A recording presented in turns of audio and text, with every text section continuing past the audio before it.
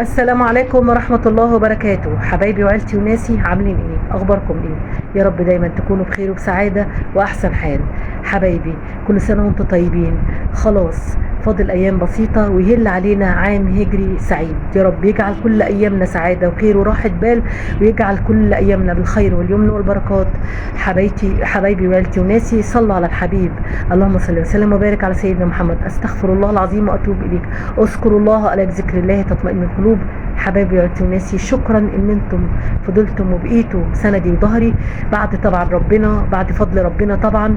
شكرا لحبايبي كومنتاتكم الحلوه، شكرا لحبايبي اللي نوروني، واتمنى عيلتي تكبر اكتر، واتمنى ان تيجوا تنوروني للي ما اشتركوش في القناه. حبايبي وعيلتي وناسي، النهارده هنتكلم عن الفنانه الكبيره يسرا اللوزي.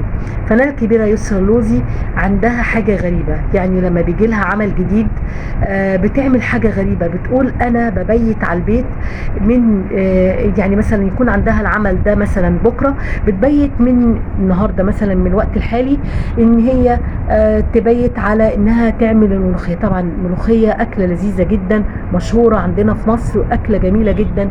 كل اي حاجه نعمه من فضل من عند ربنا.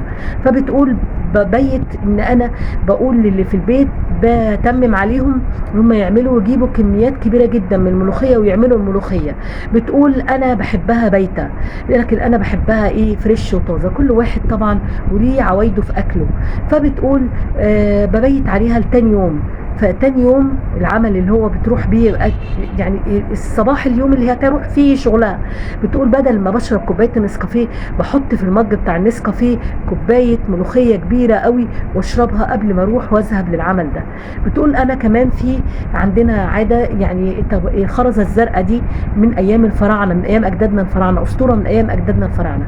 فبتقول بحب قوي بتبرك بيها، بحس انها تميمه حظ بالنسبه لي. بتقول بخشى الحسد. طبعا هو طبعا الحسد طبعا مذكور في القرآن، بس هي بتقول انا بتبرك جدا بخرزة الزرقاء. طبعا الله خير حافظ وارحم الراحمين. طبعا بتقول طبعا القرآن الكريم ده طبعا شيء طبيعي كل يوم وكل وقت وكل لحظة موجود عند اي بيت مصري، وانا طبعا القرآن ده عندي كل يوم كل يوم وموجود عندي. بقى طبعا القرآن ده مفيش جدال ان هم بنشغله كل وقت وكل لحظة. بس الخرزة الزرقاء دي بتقول عشان اسطورة من ايام اجدادنا الفراعنه، بحس انها تميمه حظ، بحس ان انا بتبرك فيها. لكن طبعا القران الكريم طبعا الله خير حافظ وارحم الراحمين، وكلام ربنا ما فيش احسن منه. دي من عادات الفنانه الكبيره يسرا اللوزي. برضو الفنان الكبير كريم محمود عبد العزيز بيقول ان هو بيخاف من المصاعد جدا. ده اللي قال عليه الفنان الكبير بيومي فؤاد، هو اللي قال انا لاحظت ان كريم محمود عبد العزيز انا بحسب ان الموضوع عادي، لكن لاحظت وانا طالع عند المنتج احمد السبكي وانا طالع بلاقي كريم محمود عبد العزيز طالع من حتة تانية غير الاسانسير، المصعد الكهربائي الاسانسير. لاحظت ان هو كذا مرة، مش المرة ولا اتنين، لاحظت ان هو بيطلع من على السلم. لاحظت ان هو بيخاف من الاسانسير جدا. وفعلا الفنان الكبير كريم محمود عبد العزيز قال انا بخاف من الاسانسير وبخاف اطلع مهما كانت الادوار طويله، انا بخاف اطلع عن طريق الاسانسير. برضو على فكره الفنان الراحل احمد زكي والمؤلف وحيد حامد الاثنين برضو بيقولوا مهما طولت الادوار انا ما يطلعوش من الاسانسير ابدا، ما يطلعوش. مع العلم ان الفنان الكبير احمد زكي كان عايش في اخر ايامه، في اخر 15 عام من ايامه، كان بيقول ان هو عايش في فندق ومهما طولت الادوار لازم يطلع عن طريق السلم، ما يطلعش عن طريق الاسانسير ابدا، وبيخاف. لدرجه ان هم كانوا بيحطوا له طاوله هو وفنان الكبير وحيد حامد يعني يقعدوا ويرتاحوا عليها.